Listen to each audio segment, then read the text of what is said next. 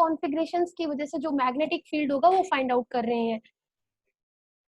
6 है, एक इलेक्ट्रॉन था, एक इलेक्ट्रॉन के ऊपर चार्ज था ई, वो रिवॉल्व कर रहा था अराउंड द न्यूक्लियस, यही कर रहे थे हम सर्कुलर पाथ में, जिसका रेडियस कितना था आर। तो करंट जो फ्लो करेगा वो फ्लो करेगा E by T, E is charge on the electron and T is time. तो मैं टाइम आप लोगों को बता रही थी, टाइम क्या होगा, डिस्टेंस ओवर स्पीड। तो अगर आप लोगों के पास एक इलेक्ट्रॉन है and that electron is revolving around the nucleus, तो जो पाथ होगा वो क्या होगा, सर्कुलर पाथ होगा। तो डिस्टेंस कितना ट्रेवल करेगा, equal to the circumference of the circular path, that means 2 pi R, और स्पीड कितनी है v। तो इस t को हम रिप्लेस कर देंगे by 2 pi R divided by v। इसमें किसी को कोई प्रॉब्लम? तो देखिए जो करंट फ्लो करेगा वो कितना होगा, वो होगा E, ये V न्यूमरेटर में शिफ्ट हो जाएगा and divided by 2 pi R। इसमें किसी को कोई प्रॉब्लम? अब देखिए जो मैग्नेटिक फील्ड होगा इस सर्कुलर पाथ के सेंटर पे, जिसका रेडियस कितना है R, और जिसमें एक इलेक्ट्रॉन क्या कर रहा है, रिवॉल्व कर रहा है। तो इसके सेंटर पे, सेंटर को अगर हम O मान ले, तो सेंटर O पे जो मैग्नेटिक फील्ड होगा उसको हम B से डिनोट करेंगे and this is equal to mu naught times of I over 2R। याद रखें ये सर्कुलर कॉइल है, उसके सेंटर पे जो मैग्नेटिक फील्ड होगा वो ये होगा, ये याद रखना पड़ेगा, आप लोगों को प्रैक्टिस करनी पड़ेगी, ये रिजल्ट सेम सेम है, भूल जाओगे। आई की वैल्यू यहाँ पे रख दीजिए, बी होगा आपके पास mu naught over 2r and multiplied by I, I क्या है, ई वी 2 पाई आर। समझ आ गया? तो ये आपके पास होगा, देखिए 2r है, तो ये आपके पास होगा mu naught E V over 2 into 2 4 pi and R into R, R square. Clear है? ये आप लोगों को लर्न करना है, याद रखना है। तो this is the magnetic field at the centre of a circular path, ठीक है, in which an electron is revolving, और जिसका रेडियस कितना है, आर है। अभी क्लियर है? कोई दिक्कत तो नहीं? जब तक दिक्कत नहीं आती तब तक कर रहे हैं। नेक्स्ट है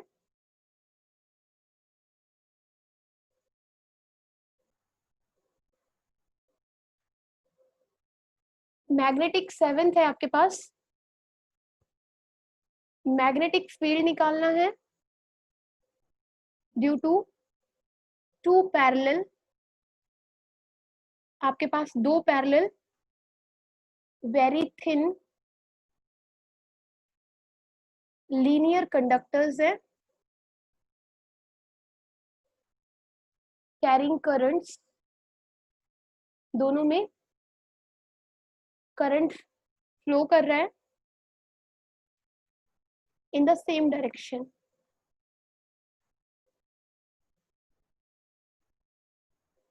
सेपरेटेड बाय डिस्टेंस r। देखिए ये आपके पास 2 कंडक्टर्स हैं कुछ ऐसे, दोनों conductors are separated by some distance and this distance is r। दोनों को r डिस्टेंस से सेपरेट किया हुआ है। In both the conductors current I is flowing in same direction. देखिए दोनों कंडक्टर्स में सेम करंट फ्लो कर रहा है सेम डायरेक्शन में।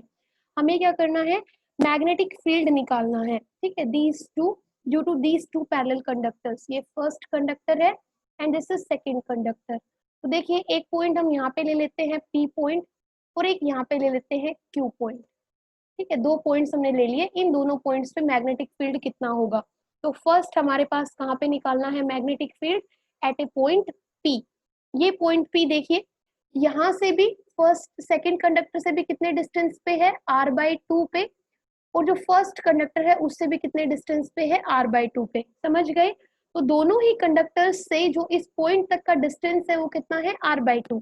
ये चीज क्लियर है? तो जो मैग्नेटिक फील्ड होगा इस पॉइंट पे वो कितना होगा, वो होगा B is equal to mu naught over 4 pi, this is 2I/r minus mu naught over 2 pi divided by 4 pi r, और ये कितना होगा, 0। इस पॉइंट P के ऊपर जो मैग्नेटिक फील्ड होगा वो कितना होगा, 0 होगा। समझ गए? अब दूसरा पॉइंट है, हमें लेना है कौन सा पॉइंट, पॉइंट Q। Q के ऊपर जो मैग्नेटिक फील्ड होगा उसका मैग्नीट्यूड कितना होगा, ये सब चीजें लर्न करनी है अच्छे से। Q के ऊपर मैग्नेटिक फील्ड होगा, देखिए जो फर्स्ट वाला कंडक्टर है ये वाला, यहाँ से तो ये डिस्टेंस कितना होगा, इस डिस्टेंस को हम मान लेते हैं, ये मैं दूसरा कलर यूज कर रही हूँ।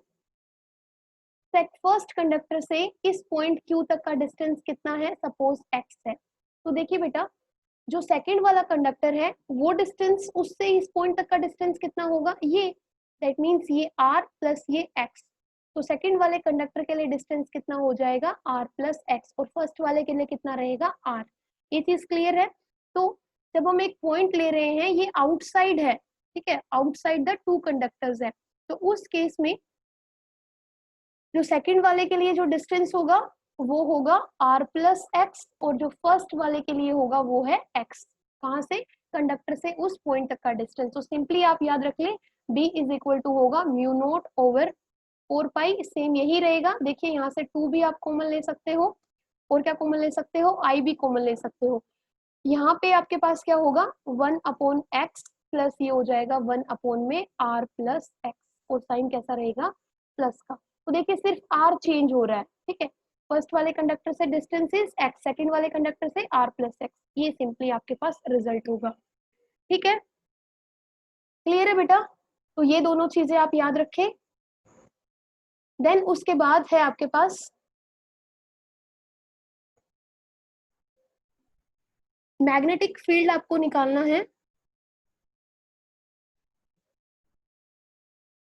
अगर इसी में एक और आप लोगों को दे रखा है कि आपके पास एक केस हो, एक पॉइंट हो, एट ए पॉइंट P आपको मैग्नेटिक फील्ड निकालना है due to those two conductors, first conductor और सेकंड कंडक्टर दोनों में करंट सेम फ्लो कर रहा है I, दोनों के बीच में डिस्टेंस R है, ठीक है। तो अगर ये point P it is at a distance x from the first conductor से कितने डिस्टेंस पे है, ये x पे है, और सेकंड से कितने पे है, r माइनस एक्स पे है फ्रॉम द सेकंड कंडक्टर। तो उस केस में जो मैग्नेटिक फील्ड होगा वो कितना होगा, तो देखिए फर्स्ट कंडक्टर से x डिस्टेंस पे है और सेकंड से कितने पे है, r माइनस एक्स, समझ रहे हो। तो इस केस में जो मैग्नेटिक फील्ड होगा वो कितना होगा, म्यू नोट ओवर 4 पाई 2i into 1/x minus 1/r minus x. ठीक है, ये भी थोड़ा याद रख लें। तो ये काफी है इतना। अब हम चलते हैं एम्पियर सर्किटल लॉ के ऊपर। किसी को कोई प्रॉब्लम तो नहीं है, कहीं जाना तो नहीं है। जो मेन हमारा टॉपिक है उसके ऊपर चलते हैं। इको आएगी, बंद कर लो। नेक्स्ट है हमारे पास very important topic of this unit, Ampere's circuital law. Ampere circuital law क्या है,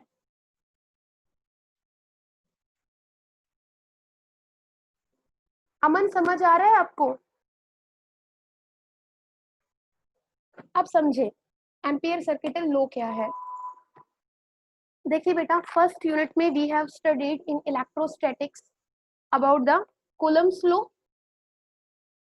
इन first unit in electrostatics,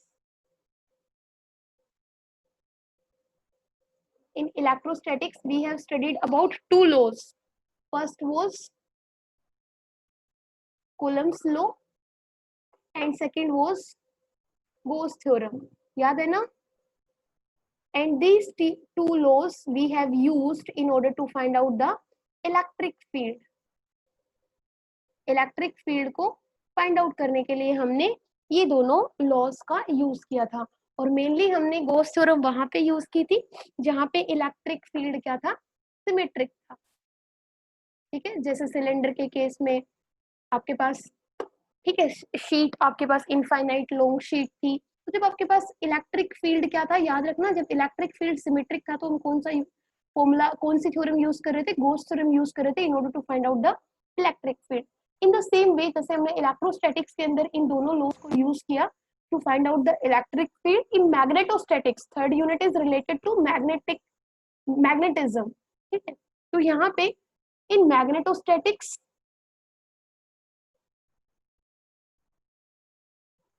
magnetostatics we have studied first formula कौन सा था, बायोट सावर्ट्स लॉ था हमारे पास। बायोट सावर्ट्स लॉ से भी हम क्या निकाल रहे थे, हम निकाल रहे थे क्या, मैग्नेटिक फील्ड, याद है ना, डीबी निकाल रहे थे और डीबी का क्या कर रहे थे, फिर इंटीग्रेशन करके हम क्या निकाल रहे थे, मैग्नेटिक फील्ड निकाल रहे थे किसी भी एक पॉइंट पे। लेकिन बायो सावर्ट्स लॉ, जैसे हमने कूलम्स लॉ को रिप्लेस कर दिया था बाद में गोस थ्योरम से, इसी तरीके से भी हम बायो सावर्ट्स लॉ भी यूज करेंगे मैग्नेटिक फील्ड निकालने के लिए। दूसरा लॉ भी यूज करेंगे, कौन सा, ampere circuital law,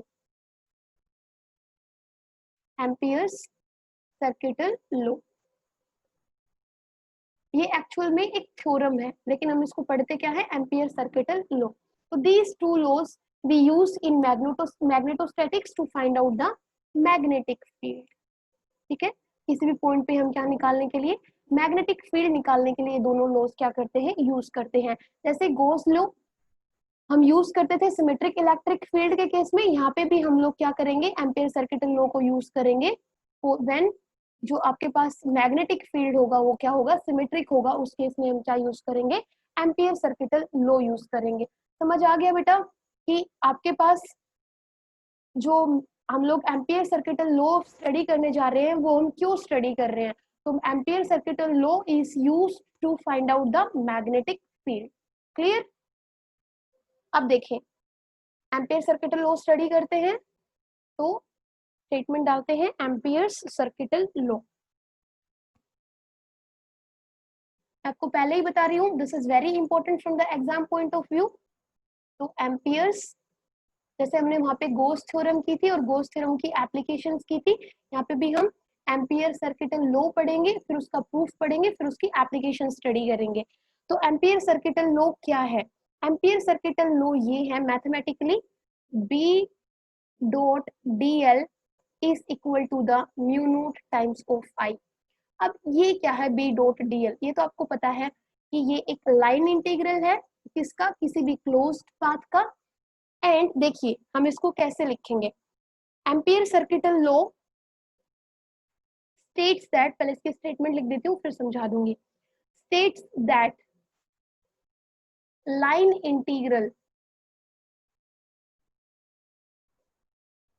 integral of magnetic field mf, that means magnetic field b around any closed path, any closed path in free space is equal to the absolute, देखिए ये क्या है, absolute permeability,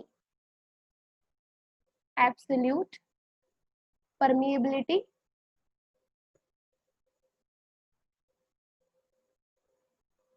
किसकी है, ये फ्री स्पेस की, free space mu naught times the current I flowing in the closed path। ठीक है, flowing in the surface लिख सकते हैं, enclosed by the closed path। अब इसको समझे क्या है, ये है Ampere circuital law. Ampere circuital law के लिए मैथमेटिक जो रिलेशन है, this is given by this equation. ये क्या बोलती है, Ampere circuital law states that line integral, देखिए अगर हम ऐसे बना दे तो ये क्या बन जाता है, line integral of B dot dl. B dot dl क्या है, अगर एक क्लोज्ड लूप है, क्लोज्ड पाथ को शो करने के लिए हमने इस लाइन इंटीग्रल पे क्या बना दिया है, एक सर्कल। तो देखिए अगर ये एक लूप है, ये क्लोज्ड पाथ है जो सर्कल की शेप में है, तो आपको पता है ये किससे मिलके बना हुआ है, डीएल, बहुत सारे small small elements of length DL से मिलके बना हुआ है। ठीक है, तो देखिए line integral of magnetic field around any closed path, इस क्लोज्ड पाथ के अराउंड टोटल जो मैग्नेटिक फील्ड होगा वो बी होगा।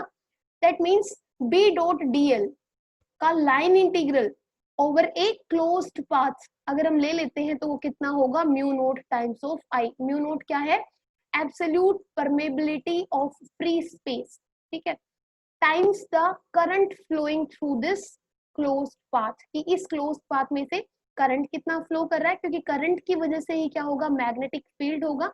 तो B dot dl, line integral of B dot dl of any closed surface या अराउंड एनी क्लोज्ड सरफेस, वो किसके इक्वल है, mu naught times of current flowing that closed surface, की उस क्लोज्ड लूप में से, पाथ में से, सरफेस में से जितना करंट फ्लो कर रहा है मल्टीप्लाइड बाय उस फ्री स्पेस से, जो उसके लिए जो परमेबिलिटी है उससे हम क्या कर देंगे, मल्टीप्लाई कर देंगे। ये आपके पास क्या है, एम्पियर सर्किटल लॉ का स्टेटमेंट है और ये उसके लिए मैथमेटिकल रिलेशन है। ये चीज सबको क्लियर है। अब इसके लिए हमें प्रूफ करना है, ये जो आपके पास रिजल्ट आया इसको हमें प्रूव करके दिखाना है कि कैसे ये रिजल्ट हमारे पास शो हो रहा है। तो अब देखते हैं प्रूफ, प्रूफ ऑफ,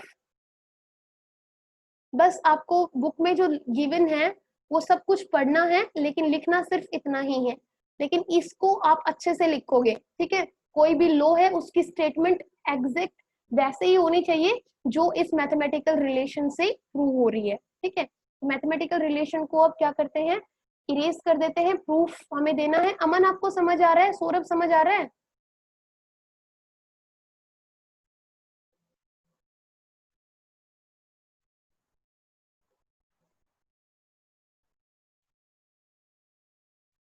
देखिए प्रूफ हमें देना है एम्पियर सर्किटल लॉ का, तो उसके लिए क्या करते हैं, ये हम प्रूफ दो तरीके से देंगे। कैसे दो तरीके से, फर्स्ट ये हम कंसिडर करेंगे कि आपके पास, अमन क्लास में नहीं है क्या, अमन आप क्लास में नहीं हो?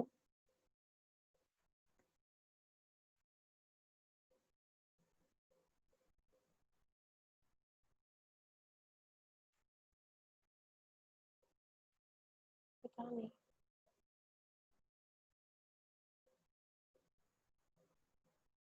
ओके, फर्स्ट ऑफ ऑल हम क्या करेंगे, अगर हमारे पास प्रूफ हम करेंगे जब हमारे पास क्या है, एक, देखिए कर लेते हैं, एम्पियर सर्किटल लॉ का प्रूफ कर रहे हैं हम। यहाँ पे हम एक लॉन्ग थिन स्ट्रेट कंडक्टर लेंगे, ठीक है, एक्स वाई कुछ ऐसे, ये आपके पास एक लॉन्ग स्ट्रेट कंडक्टर है X Y, and through this conductor I current is flowing, current I is flowing, and this conductor is lying in the plane of paper। तो मैग्नेटिक फील्ड होगा, magnetic field, क्योंकि इसमें से एक conductor है, इसमें से करंट भी फ्लो कर रहा है, तो मैग्नेटिक फील्ड यहाँ पे प्रोड्यूस होगा। तो जो मैग्नेटिक फील्ड प्रोड्यूस होगा अराउंड द कंडक्टर, कंडक्टर के अराउंड ही क्रिएट होगा बेटा, और किस शेप में होगा, इसके चारों तरफ क्या होंगे, सर्कल्स, कंसेंट्रिक सर्कल्स होंगे। तो जो मैग्नेटिक फील्ड होगा around the conductor is in the form of concentric circles, और ये कंसेंट्रिक सर्कल्स क्या होंगे, परपेंडिकुलर होंगे इस प्लेन ऑफ पेपर के। तो देखिए कुछ इस शेप में होगा आपका मैग्नेटिक फील्ड, कुछ ऐसे, ये फर्स्ट सर्कल,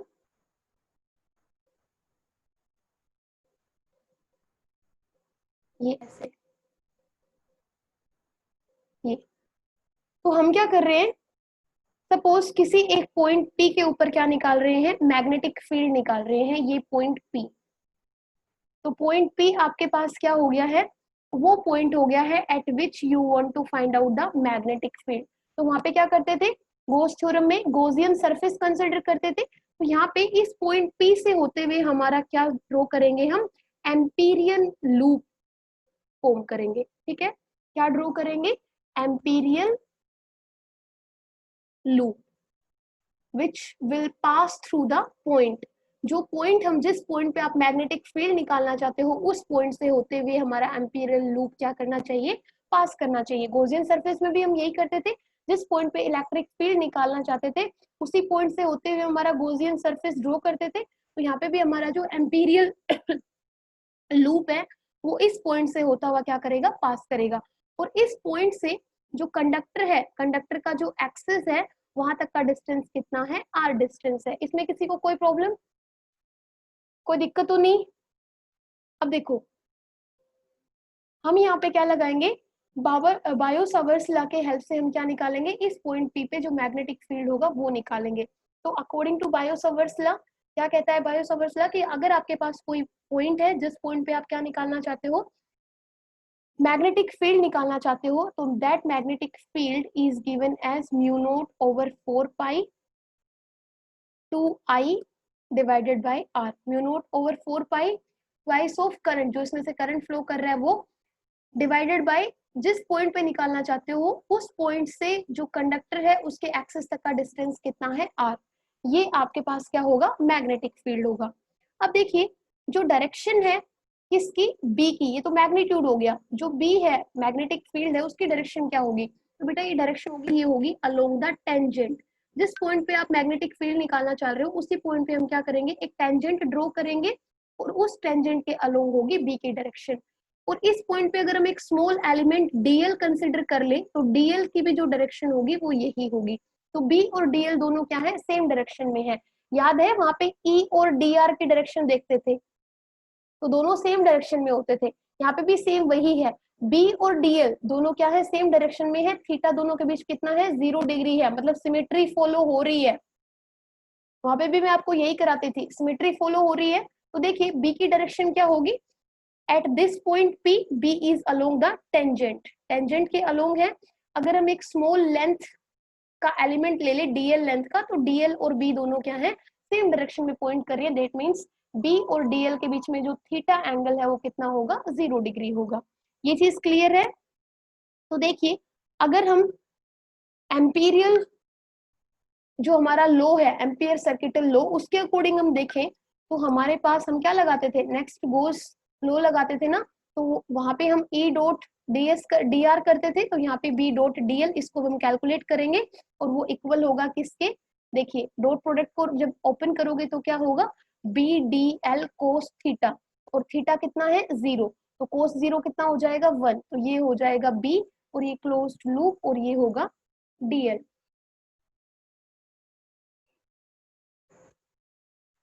हाँ बेटा ये वही है जो ई और एन क्या बोल रहे हो रिंका, हाँ एन क्या बोल रहे हो, हाँ ई और एन वो वहां पे करते थे हम इलेक्ट्रोस्टैटिक्स के अंदर। तो देखिए बी हमने बाहर निकाल लिया है, डीएल का इंटीग्रेशन करेंगे तो डीएल डीएल डीएल से पूरा ये क्लोज्ड आपका एम्पीरियल लूप बना हुआ है जो सर्कुलर शेप में है, तो ये आपके पास क्या आ जाएगा, बी इंटू इसका जब इंटीग्रेशन करोगे तो ये होगा 2 पाई आर। समझ गए। तो हमने बी डॉट डीएल को सोल्व किया और उसकी वैल्यू कितनी निकाली है, 2 पाई आर। ये चीज क्लियर हुई। तो देखो अब हम क्या करेंगे, सिंपली ये जो आपके पास बी इंटू 2 पाई आर है, ये सिंपली आपके पास कितना होगा, वो आपके पास होगा कितना, अकॉर्डिंग टू द,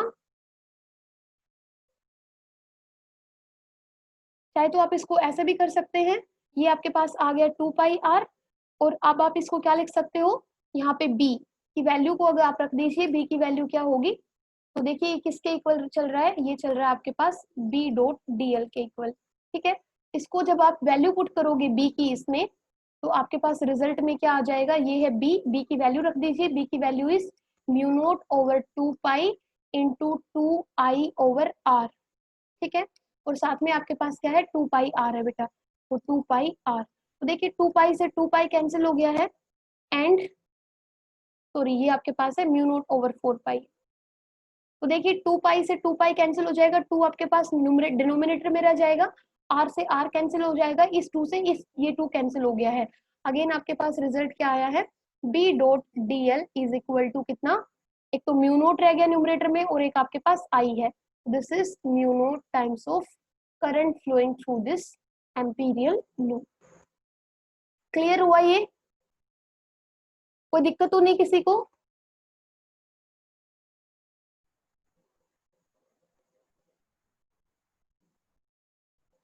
ओके अब तो देखो रिंका मैं आती हूँ आपके पास। अब देखो,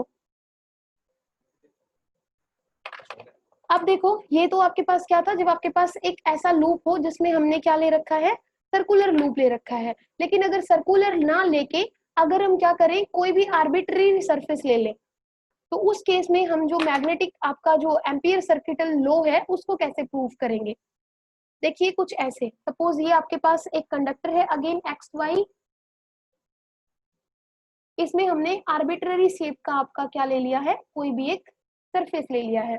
ये सेंटर है, ये हमने इससे कुछ आर्क्स ले ली हैं, ये यहाँ से यहाँ तक का एक आर्क ले लिया है, ए से बी तक का, फिर बी से सी तक का, और ये आर्क है देखिए सेंटर के साथ कुछ एंगल्स बना रहे हैं कुछ ऐसे, ए से बी, बी से सी और सी से डी।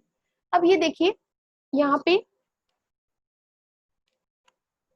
ये जो फर्स्ट आर्क है ए बी, ये इस सेंटर के साथ एंगल कितना बना रहा है, डी थीटा 1। ये जो सेकेंड वाला आर्क है ये मान लेते हैं कितना एंगल बना रहा है, डी थीटा 2, और ये कितना एंगल बना रहा है, डी थीटा 3। ये कुछ एंगल्स बन रहे हैं, ठीक है। तो हर आर्क का देखिए ये आर्क है तो इसका कुछ रेडियस भी होगा, तो इससे हम क्या निकालेंगे कि हमारे पास क्या है, एक एक्स वाई एक कंडक्टर है जिसमें से करंट फ्लो कर रहा है, आई करंट, और ऐसा हमारे पास शेप है। तो उस केस में हम एम्पियर सर्किटल लॉ को कैसे प्रूव करेंगे,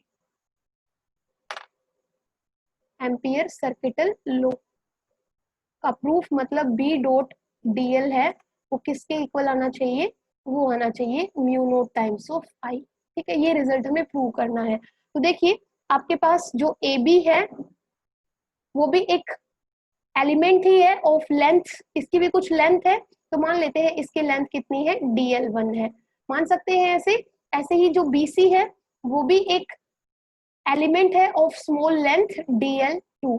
ऐसे ही आपके पास CD है, उसकी लेंथ कितनी है, DL3, ये मान सकते हैं सब। अब देखो ये D थीटा 1, D थीटा 2 और D थीटा 3 कौन बना रहा है, फर्स्ट वाला आर DL1 या फिर AB, BC और CD कितना एंगल बना रहे हैं, ये सब एंगल बना रहे हैं, ठीक है। एट द O के ऊपर ये सब एंगल बना रहे हैं। अब इससे हम क्या कर सकते हैं, देखिए D theta 1, D theta 2, D theta 3 और ऐसे ही अप टू n, अगर सबको जोड़ दे तो कितना एंगल बन जाएगा सेंटर पे, 2 पाई का एंगल बन जाएगा। तो I can write D theta 1, D theta 2 plus D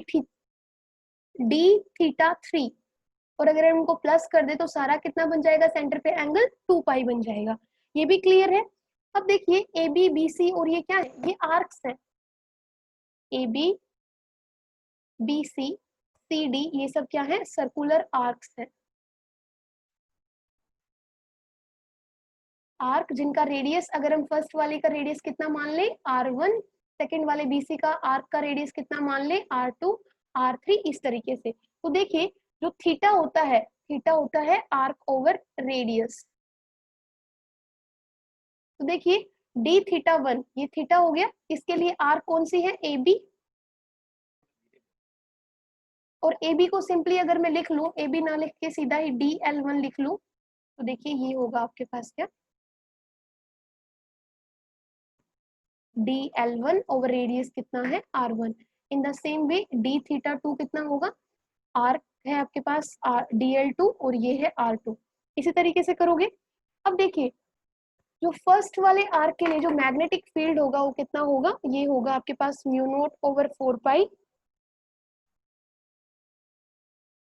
और क्या लिखते हैं हम, 2I ओवर R लिखते हैं, तो ये हो जाएगा R1। इसी तरीके से जो B2 होगा वो होगा म्यू नोट ओवर 4 पाई, और ये हो जाएगा 2I ओवर R2। इसी तरीके से सारे लिख सकते हैं। अब देखिए हमें तो क्या निकालना है, कंप्लीट मैग्नेटिक फील्ड निकालना है, तो उसके लिए हम क्या करेंगे, इसको थोड़ा सा इरेज कर देती हूँ। समझ आ रहा है ना, कोई दिक्कत तो नहीं है, फास्ट तो नहीं हो रहा।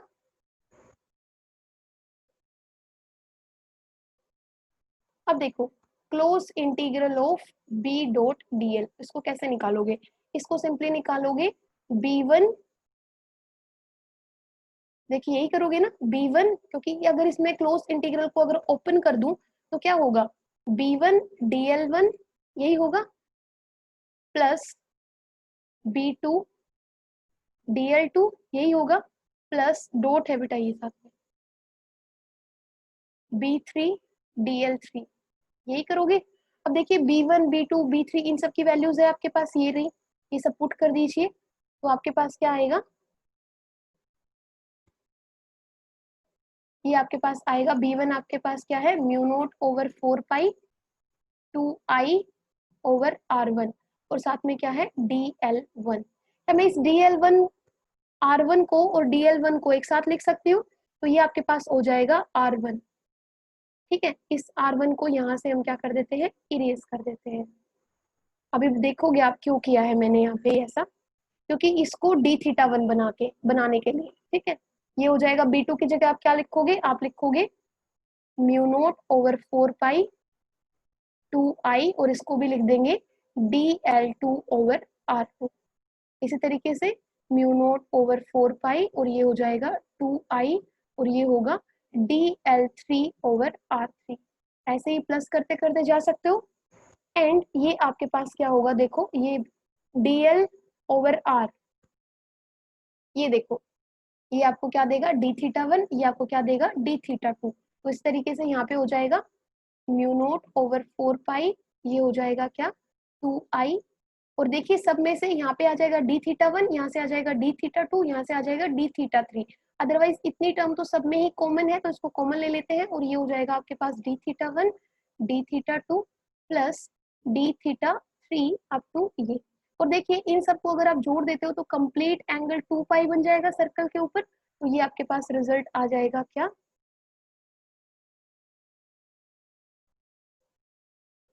ये होगा μ0/4 pi into 2i multiplied by 2 pi. Clear है, देखो 2 पाई से 2 पाई कैंसिल हो गया है, ये यहाँ पे 2 रह गया है, ये 2 से 2 कैंसिल हो गया है, और देखो आपके पास B.dl that means ampere circuital law, ये आ गया अगेन आपके पास close integral of B.dl again किसके इक्वल आ गया है, mu naught times of I के इक्वल आ गया है, जो कि हमारा लॉ था। क्लियर है बेटा। अब देखिए याद रखिए जो रिजल्ट है वो बहुत इंपॉर्टेंट है हमारे लिए। B.dl is equal to mu naught times of I, यहाँ पे कहीं पे भी आर नहीं है, रिजल्ट में आपके पास आर नहीं है, इसका मतलब जो ये जो रिजल्ट है वो किससे है, इंडिपेंडेंट ऑफ आर। मतलब जिस पॉइंट पे आप मैग्नेटिक फील्ड निकाल रहे हो वो आर के ऊपर डिपेंड नहीं कर रहा है। ठीक है, this result is independent of R, that means जो आपका साइज है क्लोज लूप का उसके ऊपर ये एम्पियर सर्किटल लॉ का रिजल्ट आपका डिपेंड नहीं करता है। क्लियर है बेटा। तो this is all about today. मैं आप लोगों को कल